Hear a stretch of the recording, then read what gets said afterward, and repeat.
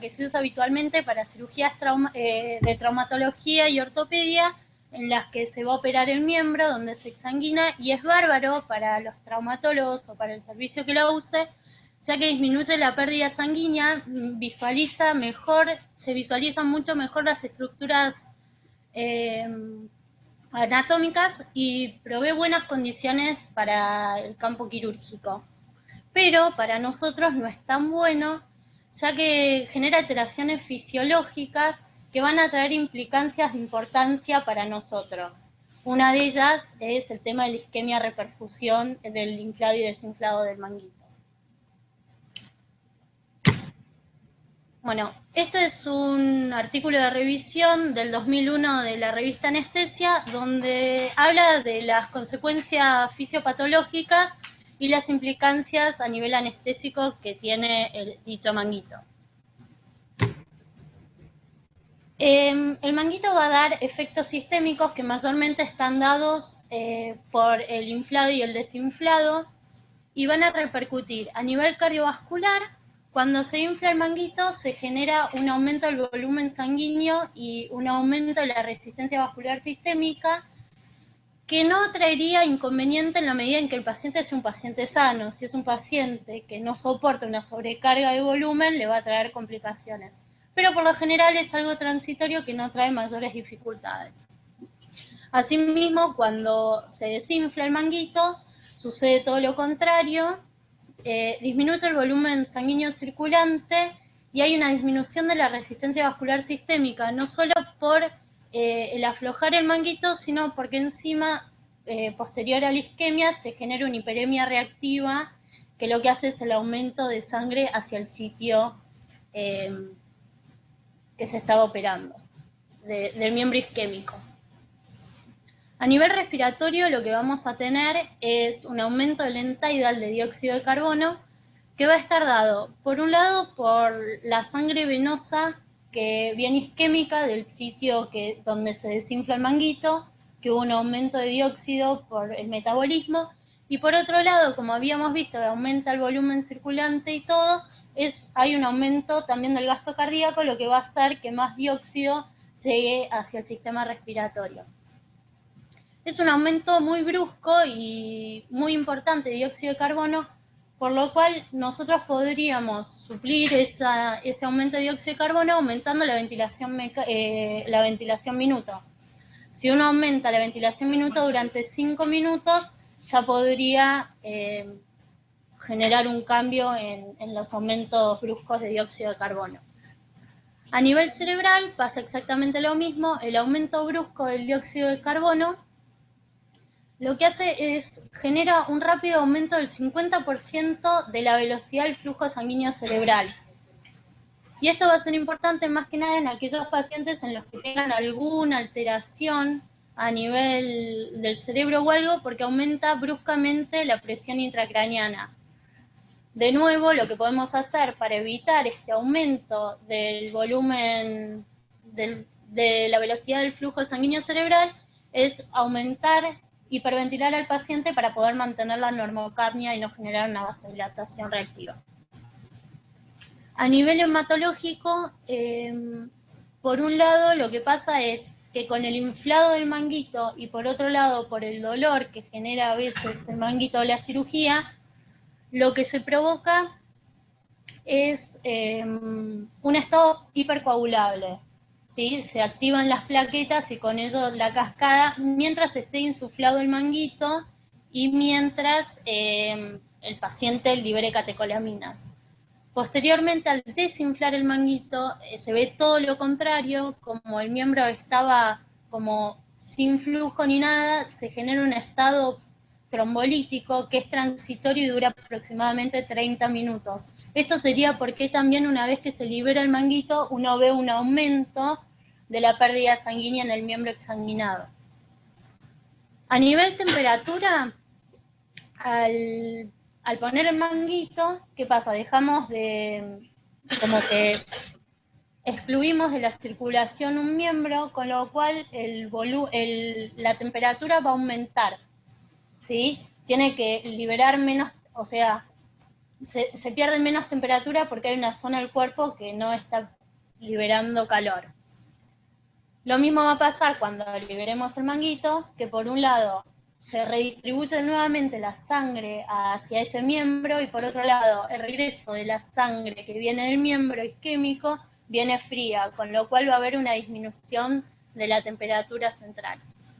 Este aumento de temperatura se vio que en los chicos, por ejemplo, que estaban con manguito, hay un estudio que lo que hicieron fue calentarlos durante la examinación del miembro y aumenta bastante, como 1,5, o sea, 1,5 grados la temperatura, respecto a los chicos que no los calentaron, que se mantenían en normotermia. El tema es cuando uno libera el manguito, o sea, es un aumento y luego una disminución. Y a nivel metabólico, lo que pasa es que una vez que uno libera el manguito, se genera un aumento del potasio, un aumento del lactato, una disminución del pH.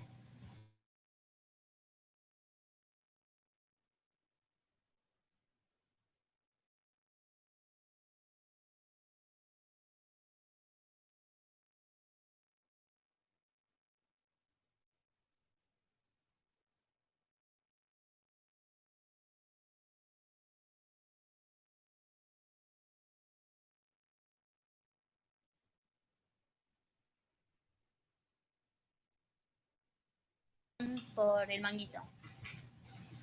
Esta lesión se genera mayormente por la presión mecánica, ¿sí? Más que nada. Y la mayoría de las lesiones no suelen ser en el centro del manguito, sino en los bordes, que son los que mayor fuerza ejercen. Y luego, a nivel muscular, lo que pasa es que se genera una isquemia del músculo que está sin perfusión.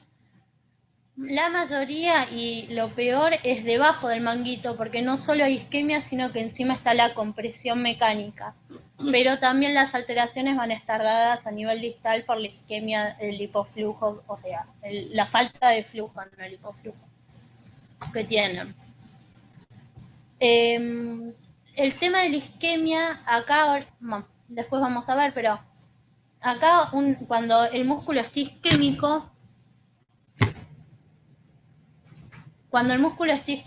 hay un aumento, hay una depresión de la creatinina fosfata intracelular y del ATP intracelular también. A las 2-3 horas se depresiona la célula de ATP y eso va... Está loca la computadora. Y eso va a inferir en no la reversión, sino la posibilidad de revertir esta isquemia va a ser mucho mayor si pasaron 2-3 horas porque ya está deplecionado de ATP. Vamos a demorar mucho más en perfundir ese miembro y que vuelva a estar bien oxigenado. Como bien había dicho, y lo importante no solo es la duración del manguito, sino la presión del manguito. Es re importante. Ya vimos que el nervio es mucho más sensible a la presión y el músculo es más sensible a la isquemia, a la duración del manguito. Ahora, lo que se vio es que generalmente uno tiene en cuenta el tiempo, la presión es como que no es importante. ¿No es importante? No, es re importante, pero si uno se pone a pensar, la mayoría de las veces se opera con la vara de Eichmann. La vara no, la venda de Eichmann. Y eso uno no tiene ni idea cuánta presión se le está ejerciendo. Se vio en estudios que la presión muchas veces es como de 300 milímetros de mercurio. Uno estipula que está bien, que es la presión acorde, pero generalmente hay sobrepresión sobre esa zona.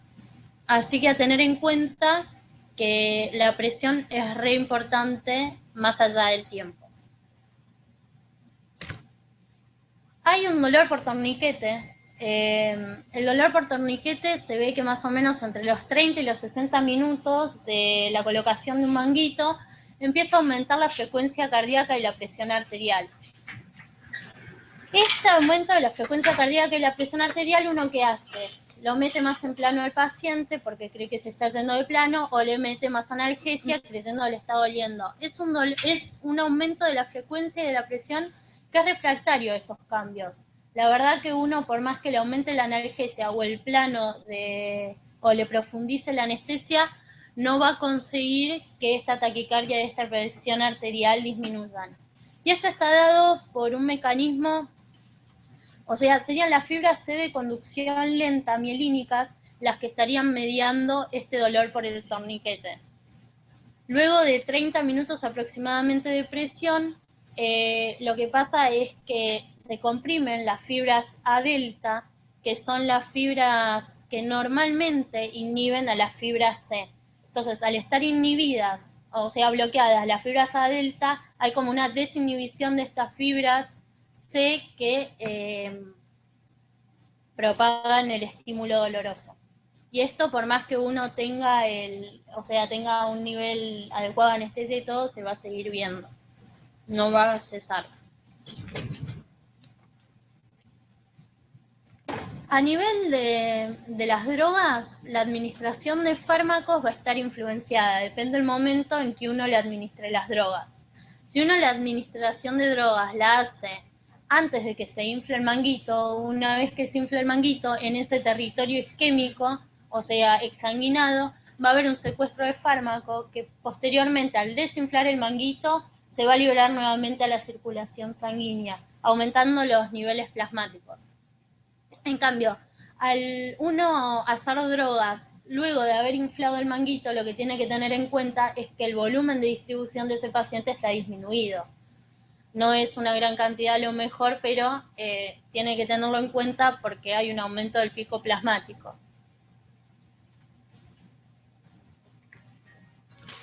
Entonces, el tema de la seguridad es sumamente importante. Uno no...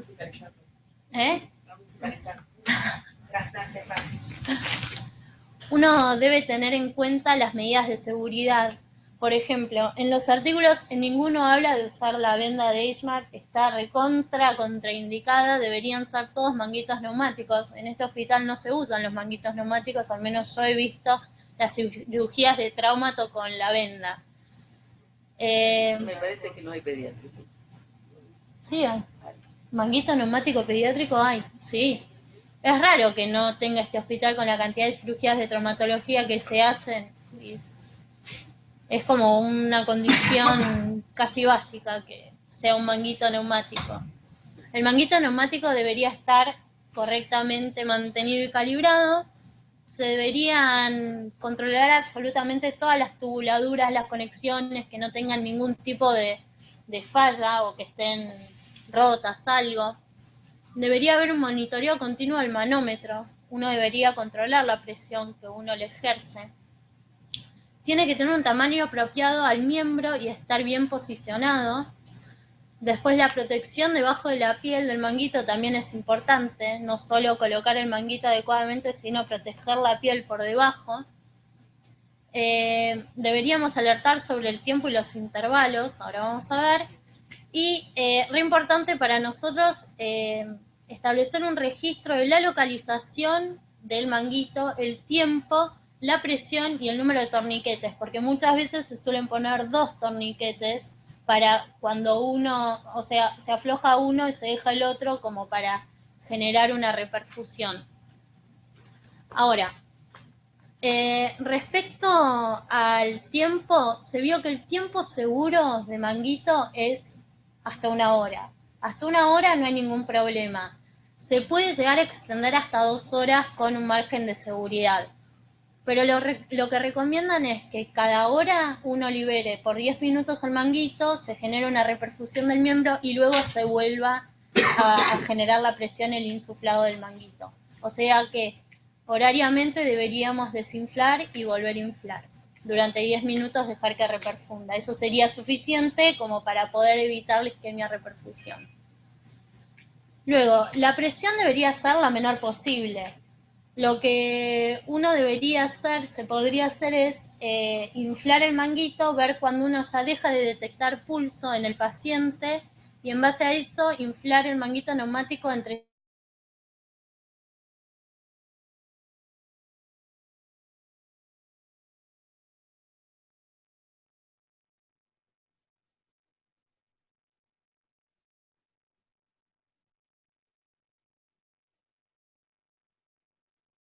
provocaría alteraciones en la compresión.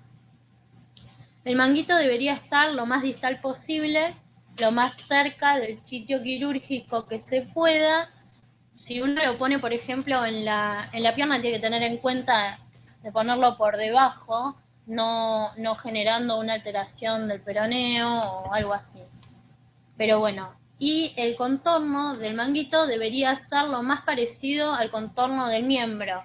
No deberían usarse manguitos neumáticos rectos, sino más bien cónicos, por ejemplo en la pierna simulando la forma del miembro, como para no generar mayores superficies de contacto en algunos lados que en otros.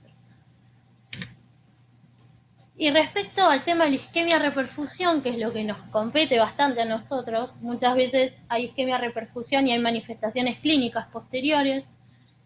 Lo que pasa es que al estar el miembro isquémico se genera una respuesta inflamatoria, tanto local como sistémica.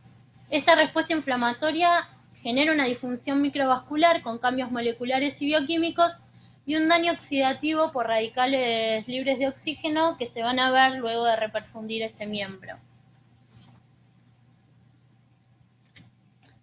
Esto es un artículo de revisión donde se buscaron distintas intervenciones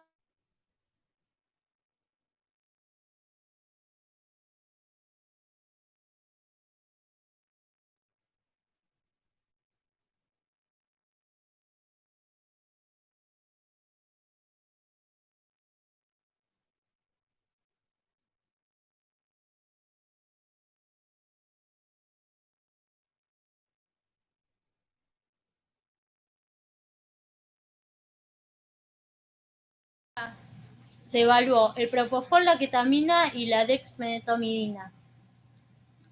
El propofol se vio que protege contra la peroxidación lipídica, la ketamina atenúa el estrés oxidativo, además de a bajas dosis analgésicas disminuir los requerimientos de opioides, y la dexmedetomidina no tuvo un beneficio preventivo demostrable. Respecto a agentes antioxidantes, lo que se usó fue la N-acetilcisteína, que se vio que disminuye la peroxidación lipídica. El manitol no tendría un efecto scavenger y la vitamina C también disminuye los efectos de radicales libres. Y el preacondicionamiento isquémico también atenúa la respuesta al estrés oxidativo. Lo que hace el preacondicionamiento isquémico es, lo que hicieron estos estudios fueron 3 ciclos de 5 minutos de isquemia y 5 minutos de reperfusión previo al inflado definitivo del manguito. Entonces uno le hace isquemia-reperfusión en periodos cortos previo a dejarlo isquémico durante un largo tiempo para que el miembro se acostumbre. Y un artículo interesante, que esto sería como abrir un poco el panorama y repensar cómo podríamos hacer las cosas, es el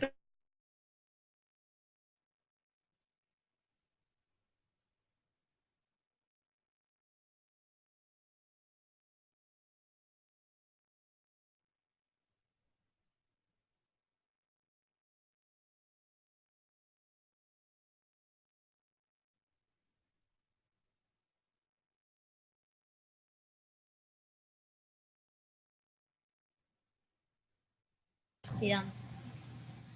Lo que tiene el propofol es que tiene una composición parecida a,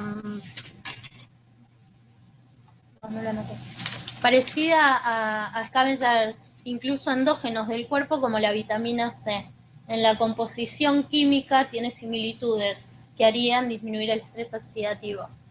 Y lo que hicieron en este estudio fue en base a 33 pacientes, ASA 1-2, entre 18 y 60 años, que se iban a operar de cirugía del miembro inferior con utilización de torniquete. Se les midió el malonil aldehído, que es un producto de la peroxidación lipídica, o sea, sería como un intermediario de la formación de radicales libres. Se midió por un lado ese intermediario de radicales libres y se midió la enzima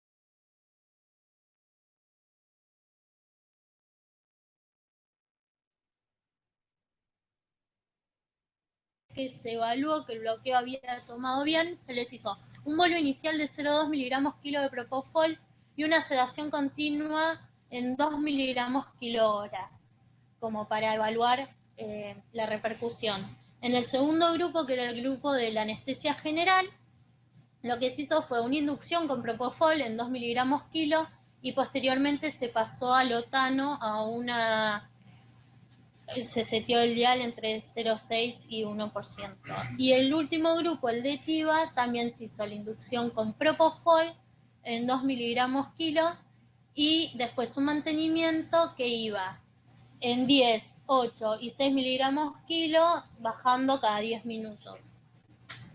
Se hicieron muestras, una muestra previo al bloqueo y previo a la inducción anestésica en el grupo general, que se llamó la basal. Después se hizo otra muestra en el momento, un minuto antes de la liberación del torniquete, y después 2 muestras, una 5 minutos después y otra 20 minutos después de haber liberado el torniquete. Y se midió el MDA, la superóxido dismutasa, catalasa y el glutatión. ¿Qué pasó? En este estudio, acá tenemos los resultados. En el grupo de general, que fue con alotano, aumentó el MDA, que era la formación de radicales libres, digamos, previo al desinsuflado del manguito y también 5 y 20 minutos después de haber liberado. Con lo cual, el grupo que tuvo alotano no estuvo protegido contra la formación de radicales libres y la injuria. Después, el grupo que tuvo bloqueo y el grupo que tuvo la activa, que fueron los dos con propósito,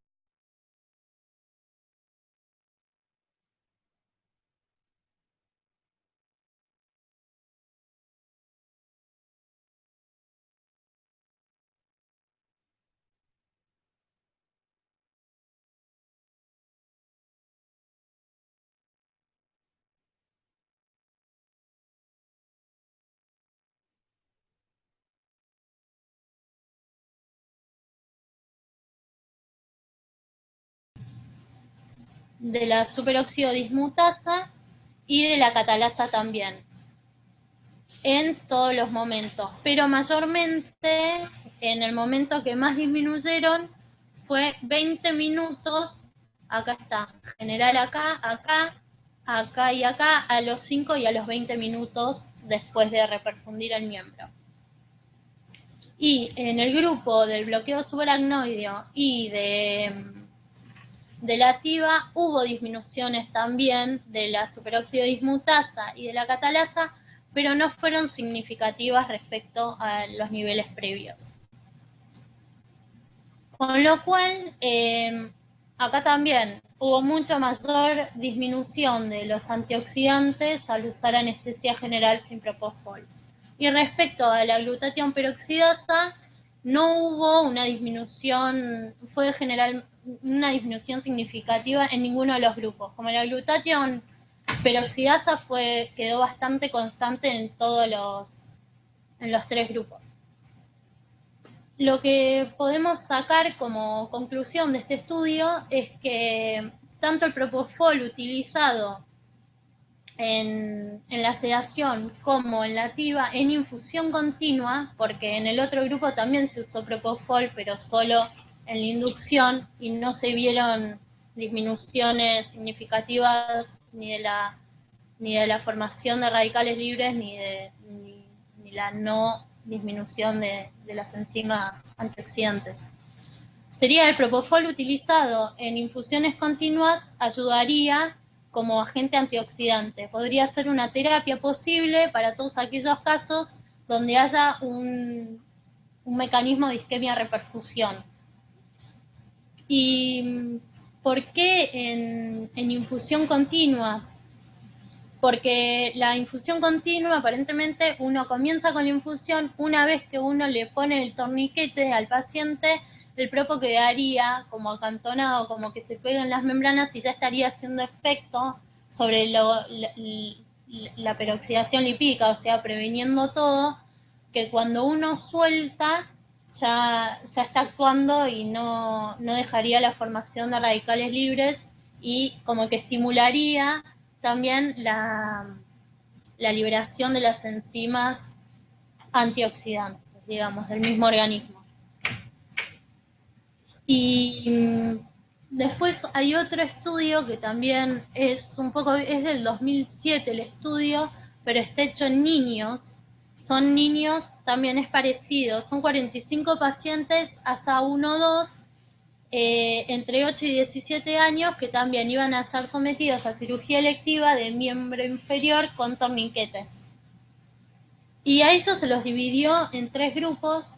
Uno que era el grupo SEBO, era general con SEBO, pero en ese caso la inducción fue con tiopental, no con propofol. Otro grupo donde se hizo la activa en el mismo esquema, 10-8-6. Y otro tercer grupo donde lo que hubo fue un bloqueo de nervio periférico. No se usó sedación ni nada. Y también en este estudio, bueno, se midieron radicales libres de oxígeno y lo que se vio es que los radicales libres también disminuían solo en el grupo propo. Los otros 2 grupos que no tuvieron propo no presentaron disminución ni del el óxido nitroso ni el anión superóxido. Con lo cual, como cosa para pensar es si no convendría en casos de necesidad de usar un manguito hemostático o incluso extenderlo a cuando haya casos de isquemia reperfusión en cualquier otro tipo de cirugía donde hay isquemia reperfusión, si el propo no sería una buena, o sea, asertiva con propofol no sería una buena medida a tener en cuenta como agente antioxidante, como un tratamiento para disminuir la reperfusión por la injuria de la isquemia reperfusión. Eso.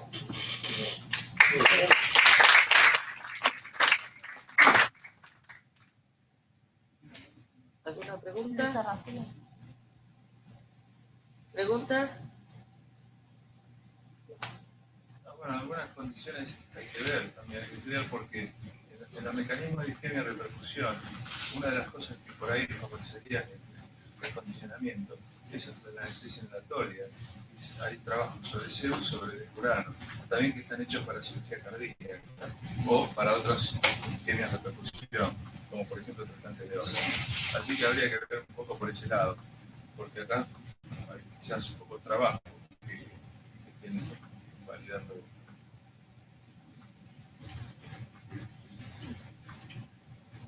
Digo, para no decir que solamente esto con esto podemos llegar a proteger solo con TIVA. Habría que ver un poco más, a ver hasta dónde llegamos. ¿Habla de algún momento ideal para la colocación del manguito? No. Habitualmente, apenas estamos fijando el tubo, ya le están poniendo la venda. No. Como hablabas de la perfusión y de los valores por sobre la sistólica.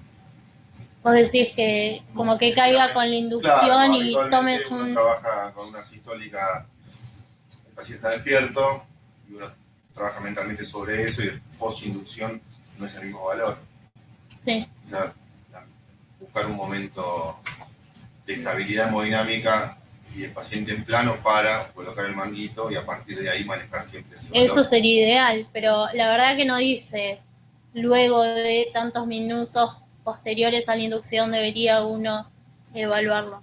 Sería ideal que el paciente no tenga la repercusión de la inducción si es que uno se le fue un poquito más profundo el plano y lo que pretende es mantenerlo por encima. Si un poco más profundo la presión, si vos lo vas a comparar, la presión a la cual van a inflar el manguito va a ser menor a la que vas a sostener después durante todo el procedimiento. De cualquier claro. manera, cuando hacen la exclusión del miembro, no le queda exsangue. No, olvidate. O sea, todo lo que podamos haber dado, salvo que hayamos hecho un ABIER, todo lo que vos hiciste después, haces una exclusión del miembro y a nivel vascular prácticamente depende de la presión que te has aplicado, como vos dijiste, no queda nada en ese miembro. Entonces hay que ver también, tomar en cuenta eso, ¿no? Y no se respetan tampoco los tiempos, maldito. No, uno debería estar acá, ¿no? preocupado, o sea, uno debería decirle, mira, a la hora, pase, lo que lo que deberíamos hacer es liberarlo, Ya volver Una hora y media seguro y vos siguen después de la hora y media. ¿Diferencia entre superior e inferior? Sí, es menor a nivel superior que a nivel inferior. A nivel inferior uno debe generar una presión mayor porque hay mayor cantidad de tejido que debe ser comprimido para poder llegar hasta la estructura vascular. Lo mismo que en los obesos y... En tiempo. En tiempo, ¿no? No, tiempo es lo mismo. Una hora. Sí, no hay diferencia entre... Siempre el comentario con el traumatólogo es sí, pero la pierna hasta 3 horas. No, a las 2 horas yo tuve problemas en los nervios. La realidad es que lo que es seguro es 1 hora. Si uno quiere seguir la cirugía, lo que debería hacer es aflojarle por 10 minutos y volver a veces examinar. puede que lo hagan eso, lo que nunca hacen es el acondicionamiento, de 5 minutos. ¿El preacondicionamiento isquémico? No. Y Eso estaría bueno. Ahí Eso- son como media hora que se toman. Y son 3 ciclos de 5 minutos y 5 minutos. Sí. Es media hora antes. Lo mismo que también decía que, por ejemplo, uno para exsanguinar el miembro no necesita hacerlo con la venda. Uno puede el miembro superior levantarlo 90 grados por 5 minutos o el miembro inferior 45 grados durante 5 minutos y se genera la misma exsanguinación. No es necesario ellos porque, claro, quieren hacer rápido todo y... Es mucho tiempo, 5 minutos. Pero bueno. Ya. Para el acondicionamiento también es necesario el manguito, porque si lo hicieron con la venda... Uno, para el preacondicionamiento... Claro, para sacar el manguito sí. de forma precisa. Sería ideal lo otro, sí. Sí. El manguito. Como para ir midiendo el tiempo y volver a no contaminar el campo, ¿no? Sí, el automático de adultos, lo apretás, se va. No. Lo que ocurre es que la mayoría de lugares donde hacen estos trabajos tienen manguitos neumáticos estériles. No hacen más de la exsanguinación y el acondicionamiento del miembro con una venda de Edgeman. No, es que de hecho está hasta casi proscripto, o sea, es... Midiendo no la existe. presión, el Sí. tiempo, la compresión, o sea, no es a ciegas. No, para nada. De hecho, uno tiene que tener en cuenta, porque muchas veces también el hecho de que se afloje el manguito no es bueno porque no genera exsanguinación del miembro. Uno tiene que estar controlando la presión, pues se puede aflojar y lo que hace es le sangra el miembro, pero le genera una congestión venosa que es o sea, tampoco sirve el manguito flojo.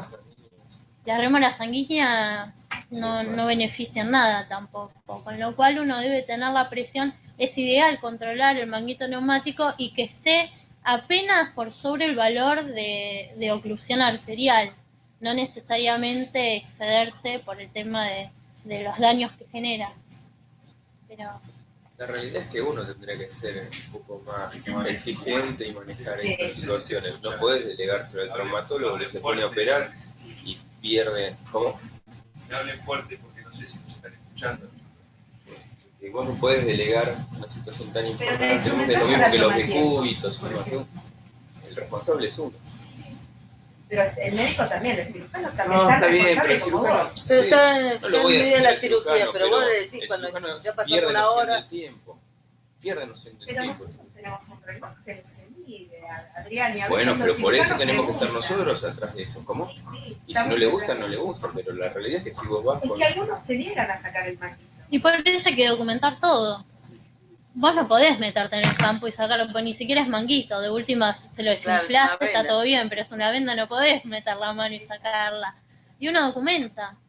Yo siempre hice así, se informa que pasaron tantos minutos. Eso, Que una se- amiga, vos. Y bueno, pero después el problema es mío. Si uno quiere darme bola. El protocolo anestésico va cuando vos pones el manguito y cuando Sí. Encima, Sí. Sí. Lo marcás. es legal cuando tenés que poner los guantes y este manguito Y cuando se es libera. bastante común que el traumatólogo que trabaje con su manguito y lo compró y invirtió en eso porque ya tuvo alguna complicación Sí. neuropático. Igual, imagínate Y que ahí un se persigue el mar. manguito de compresión neumática no debe ser una inversión. No. No, yo no entiendo por qué en el hospital no No los tienen. han pedido porque no porque les no se interesa, pidió. porque la verdad es que hubieran Ah, sí, pedido. se apretó un Afuera es una cosa más a llevar, entonces lo van a pedir. Lo Es único raro sí que acá sonó no. la alarma Lo cuando de sonó la la hora. documentación de las complicaciones o las posibles complicaciones o las cosas que pasan en la fecha de anestesia es fundamental. El otro día estábamos hablando a propósito de un caso que pasó en otro lugar acerca de que los traumatólogos no documentaron algo que hicieron y a propósito de lo que hicieron los traumatólogos el paciente termina teniendo una complicación grave y no estaba documentado en ningún lado y creo que el anestesiólogo si se hubiera anticipado a la complicación y hubiese documentado en su protocolo, bueno, y si lo documenta en su protocolo es la palabra del anestesiólogo contra la del traumatólogo, pero si no está documentado es... Sí, lo ideal es tener un acuerdo con el cirujano, ¿no? El plan terapéutico. Obviamente, pero no También a tirar siempre. de la UPI la infiltró, eso no. El beneficio para el paciente. No, pero eso es verdad, que no siempre te hacen caso. O sea, vos no es que por una cuestión de me encapriché que pasó tanto tiempo, porque después las lesiones que tiene el paciente, para eso son 5 minutos, no me falta nada, ya termino y pasa media hora, pasan 45 minutos y el paciente sigue con el manguito puesto. Entonces uno ser también reiterativo, mirá que el manguito ya pasó tanto tiempo, sacalo o aflojalo y después seguí, no pasa nada, pero... También por eso es mejor el tema del neumático, porque uno aprieta el botón y ya está. Pero bueno, no sé por qué acá no hay neumático.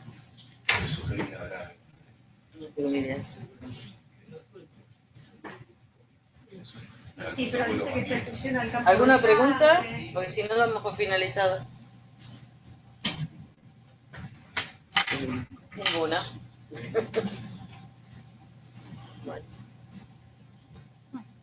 Bueno, listo. ¿Y ellos? A ellos. ¿Ustedes tienen alguna pregunta? Un caso que quieran comentar, mira la cantidad que hay. ¿Algún caso que quieren comentar? Mucha gente hoy, ¿qué pasa? Sí, Sabés que estaba vos. Pero ojo que estamos nosotros, ¿eh? No, no. ¿En los hospitales interiores algún caso que quieran comentar? Saludos a todos. ¿Escuchan? No sé si Escucha. Sí, escuchamos, gracias. Sí, sí, se escucha. La usa manguita. No. Bueno, vamos. Listo, nos vamos. Bueno. Hasta luego. Muchísimas gracias. Saludos. Humberto, una cosita. Ayer